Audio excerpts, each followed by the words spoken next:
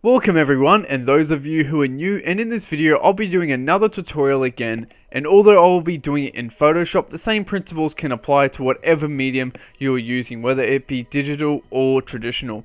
And I'll also recommend that you watch part of the video through first instead of drawing along if that is what you are doing, because I may go and change things up as we go through this.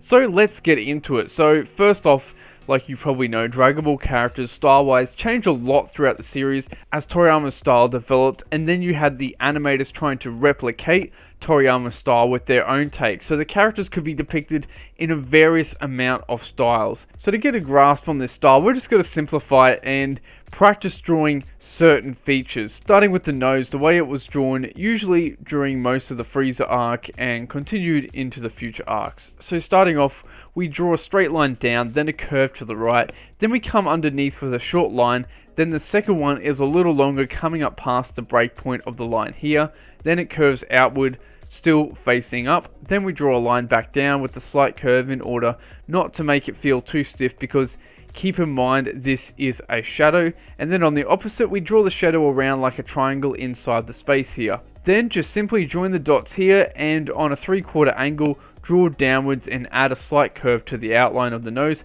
then come down and make a small triangle shape for the nose with a slight curve again. And with early DBZ and the original Dragon Ball series, whether it be manga or anime, whatever, it usually just curved out to the side like this and then had a small little shadow. The nose was nowhere near as defined at this time. Then there are the eyes, the most important thing of any illustration, no matter what or who you draw, because that's where our eyes are naturally drawn to. And with Dragon Ball eyes, as we know, they are very iconic within themselves, so let's try to get them right. So once again, early Dragon Ball this time, as you may know, were quite rounded, and again we have this sort of triangle shape in the eye. And also keep in mind to draw the eyebrows on a high position, not like the first example I showed you. And also give Vegeta a small pupil, as this is how he looked at this time. And the anime and manga didn't differ too much in this regard. Then we have the way Toriyama would draw eyes later, with a more narrow and triangular look. However, the line work itself would usually curve outwards, and the pupil was also drawn larger. And he seems to draw the eyebrows very straight, as well in his everyday normal expression compared to earlier. Then you have later in the series, which is the way Yamamura especially would draw them back in the 90s, more so then than now, and also Takahashi amongst many others. And then the bottom of the eye usually curves inwards and was rounded on the side here. And make sure you position this part high, then just join the eyebrow down to the bottom. Then there are the ears, the final feature I will talk about before we put this all into practice. Now on the side, I recommend looking at a reference of a real ear to understand the anatomy of it, and this goes for the other features as well, just to understand how Toriyama actually simplifies these features into comic form.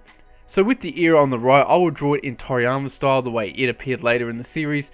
And so you have the legs of the anti-helix here, and this little line here is used to create an indentation, and if you want to, you can draw a full little circle around like I do sometimes. And then you also have the legs of the anti-helix here, and the notch in the ear here.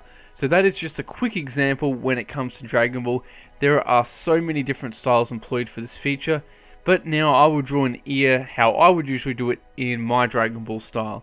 And here is one from early DBZ in Maeda's style as an example of a different take. So as you can see, you can be a bit more flexible with this feature. However, it's still good to have a basic knowledge of the anatomy of the ear. And let's start with actually drawing the head. So what we will do is we'll start off with the base, and here I will use the Andrew Loomis technique for drawing a head. Now I'm not going to focus on this technique too much, but I encourage you on the side to learn it, because it is a great way to help you to draw heads. But the basics of it are to draw a circle, which takes a lot of practice within itself. I personally just usually do this sketchy looking version. Then you draw a circle that is 3/4 of the size of your main circle, although I did draw mine a little small here, so make sure to draw it slightly larger than I did here. Then you go in the center of the circle here, then you draw a line through depending on what angles you might want to go with, but for this video we'll just do something simple. Then after that you will draw a second line from the bottom of this circle and draw a parallel line here, and then once you get to the circle line, draw a line the same length as the one here, which will give our placement for the chin. Again, this is a great technique, but it does take a bit of practice to get used to it. Then I'll put into practice what I just showed before in regard to how to draw these features like eyes, the nose, etc. Also, some extra tips are to make these lines curve in the shape of the eye just to give extra expression. Then I will draw the ear and adjust numerous features. Now for his hairstyle, I didn't talk too much about it before. Depending on what series, saga, or even artist, Vegeta's hairstyle can change a lot with the Widow's Peak, but generally throughout the majority of Z, it was fairly large, but then in the Buu arc, it was brought down a little in the manga, but not so much in the anime. However, both in Modern Material by Toriyama and in Super, it is usually slightly smaller again, but since I'm going for more of a Z look, I'll make it a little higher.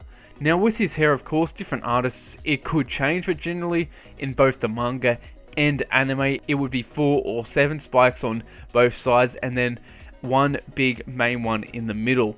Now we're up to the line work, and I'll just lower the opacity of the layer behind and draw over it, keeping the brush fairly thick around the outline of the face, using a smaller size for the features of the face themselves. Now remember, when you color, whether digital or traditional, we are trying to define the form of the face, so it's good on the side to study the anatomy of the face to see where everything sits and see how light might bounce off it, then simplify it down when drawing anime or cartoons. For example, in this picture, it is an example of something that feels three-dimensional due to the placement of the colors, but also the colors themselves, creating a good contrast between light and shadow. Now, if you were coloring digital, I'll give you a quick run over the basics if you don't already know them. So usually to fill an area, quick and easy without the little gap that you usually get when you normally use the paint bucket tool. First, just create your base layer and then put it behind the line work layer. Then use the magic wand tool now while on your line work layer. Then you got to select, go down to modify, and this little drop down menu will appear. Go to expand and enter 2.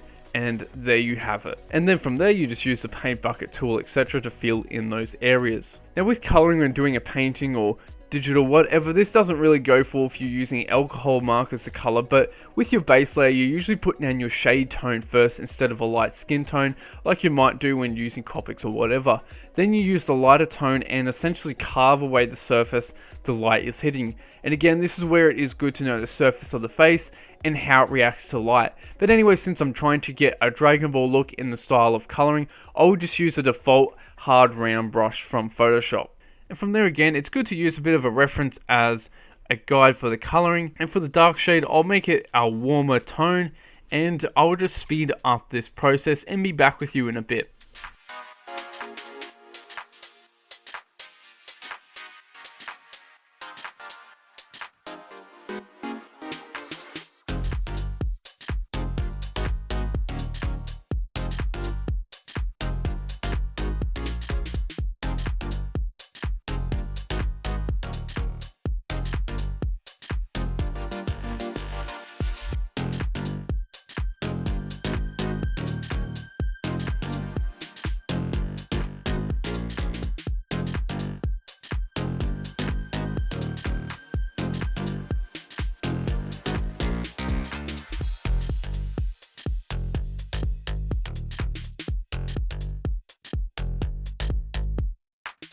Well, there we go, a nice simple Vegeta. I hope you enjoyed this video and learned something interesting from it, and I'm excited to do more tutorials in the future.